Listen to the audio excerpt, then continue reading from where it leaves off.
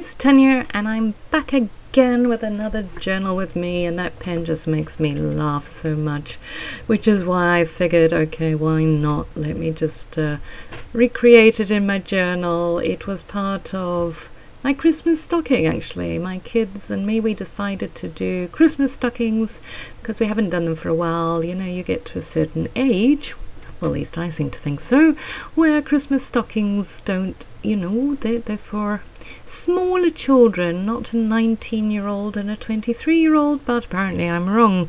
So they bribed me. They said they'd make me a stocking if I made them stockings, so I duly did. I think actually their stocking to me was nicer than mine to them, but oh, it's the thought that counts, isn't it? So yes, so part of mine was this pen. You cannot possibly write with it because that cat head is giant. So it's impossible to write with, but it looks super cute, so it is now in a pride of place in my room, and every time I look at it I snigger. And yeah, essentially what I'm doing here is kind of swatching these Daniel Smith little paints that I got as part of a freebie when I ordered some stuff from Wet Paint. I have a little haul video of my channel. So yeah, so I thought I would just see what I could do with it, just very, very basic painting, and yeah, just have fun with it. And so yeah, this is pretty much going to be like my previous one, where I'm just going to take bits and pieces and pop them in my journal. There's not much journaling on this particular spread because I had already written up what I wanted to do. I'm still finishing off Christmas, so I have lots of little bits and pieces of Christmas stuff that I still want to put in, and photos from Christmas Day and all that kind of thing. But what I did want to chat to you about is a couple of tips that I've picked up having started doing this. And look, I haven't been doing it very long. I mean, this is what, page 3? And oh yes, okay, shall we just bask in the glory of all those Posca paint pens? Yes, I kind of went a little bit bananas and treated myself to all the colours that you can possibly get. And yeah, I was just taking a photograph because yeah, they're really pretty, and then I decided why not swatch them, so I'm doing that as well. And they go so beautifully onto that paper, of that paper pad. That was also something that I bought from Wet Paint.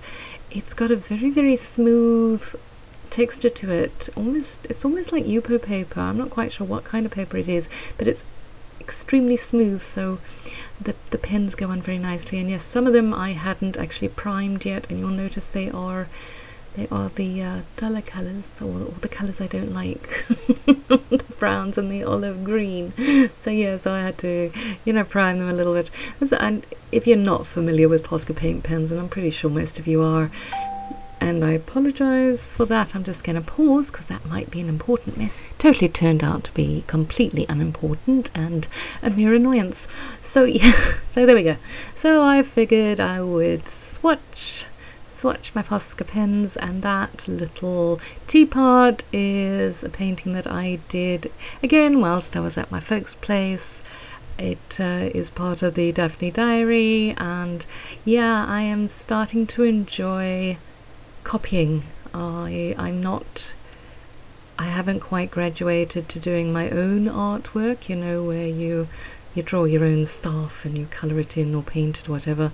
So I'm having quite a lot of fun just copying other little watercolour paintings, because then it shows me where I should be shading, where I should be doing stuff, and you know what sort of colours to use. And yeah, it's all baby steps, people, all little baby steps. So yes, what I did actually want to say is a couple of tips that I have worked out. Oh yes, that's right, I was telling you about how experienced I am, because I mean I've been doing this for yonks now, all of like 3 spreads.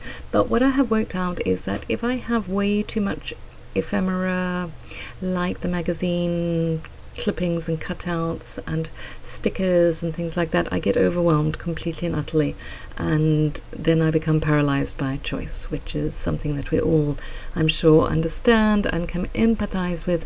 So I've taken to picking out the bits that I want to. Obviously the ephemera that I want to put in will be there, like the photographs and these little note cards that I bought specifically to put into this little notebook of mine.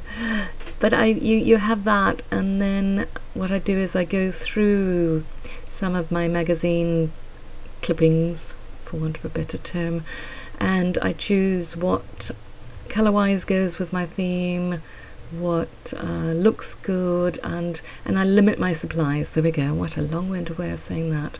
Yeah, so I limit it, and then I find I create far more easily, and yeah, I can do things like cut that little bird out and add on his long feet because it's cute.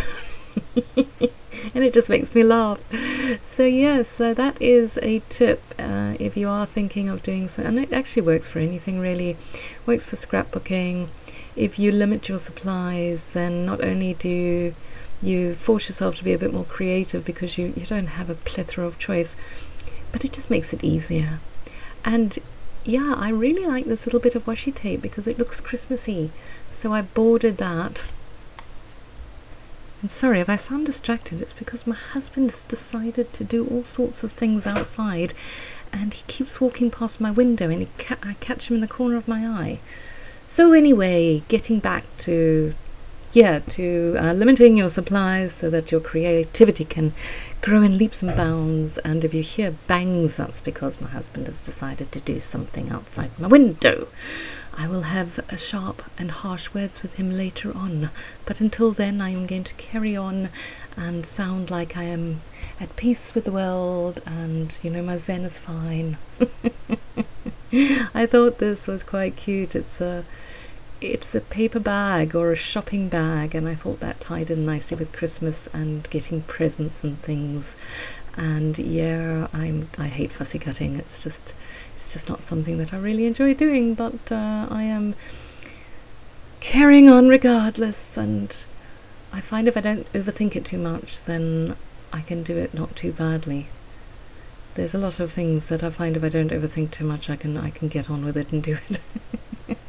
So I needed to back this little shopping bag that I cut out because it's quite flimsy. Obviously the paper that comes in some magazines is not the greatest of quality. That's what's actually lovely about the Daphne Diaries, is they have different thicknesses of paper. That star paper there is quite a shiny one, and it's quite thick, so I thought that would work well to make this tip in a bit sturdier. And then I thought, oh, okay, let me grab those Posca pens back again, because I've bought them now I must use them. And so I'm going to do a bit of colouring in.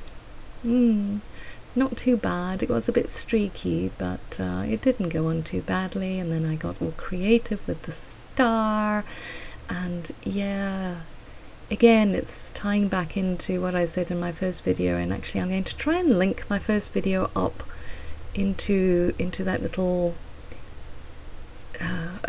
and yeah, though that is the best white pen I've come across so far. It's the Jelly Roll, but it's the 10.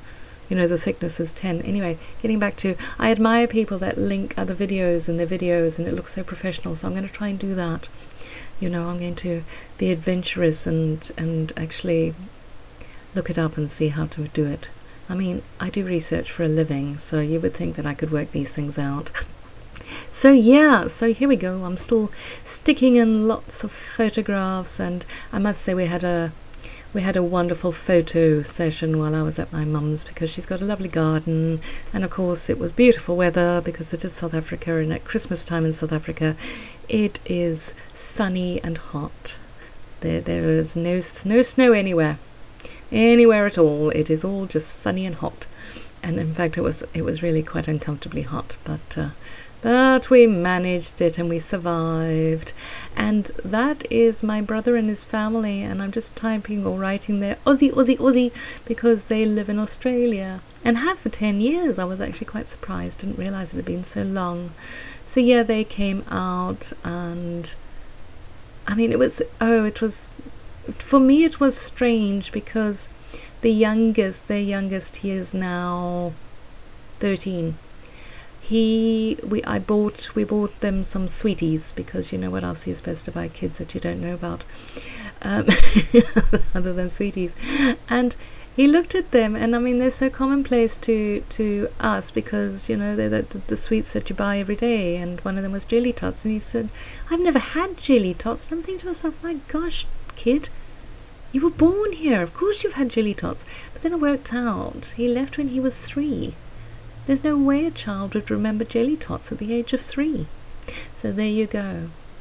I know, I was gobsmacked. Bet you are too. Moving right along. That, oh, don't you hate it when your washi tape sticks to something and you got to pull it off again? It just irks a person. That was my mum's Christmas tree, which Jessica very kindly put up for her, and we always end up having a plethora of presents under the tree. I mean, it's really nice, but sometimes it does look a bit excessive, I must say. Not that I'm complaining. I always like to have lots of presents to open and lots of presents to give people. So yeah, I did do a little bit more journaling because I had the back of the photograph and I felt I didn't know really what else to put in there, and so I just took a piece of paper from Daphne's diary, which was like note paper, and ran it through my typewriter and just waxed on eloquent about all sorts of Christmas related things. And then I got my Derwent Inktense pencils because that paper isn't obviously going to take watercolour very well. So I did that, and I apologise for my head, but I thought I would mimic the washi tape. Oh yeah, creativity again, abounding. So I'm just going to give a border, and as you can see there, I've got lots of tip-ins and things, and tip-ins just really do make me so happy. I think if I could put a tip-in on a tip-in on a tip-in on a tip-in, I would, but then your books get really, really thick. But that also kind of excites me. This book actually isn't completely, it's not a brand new one. I did mention that I got it a good, oh golly, must be a year and a bit ago now. But I had done some things in it and hadn't liked it and tore them out, so it's not as thick as it should be, but that's okay. And also Posca paint pens apparently just disappear onto magazine paper.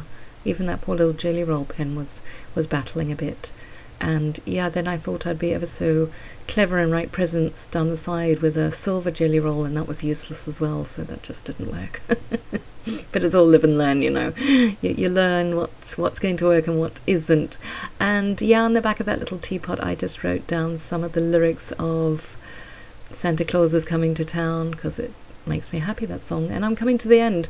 So I hope you enjoyed it, and look out for the next one because it's all about my one little word. So thanks for watching and have a lovely day. Bye bye.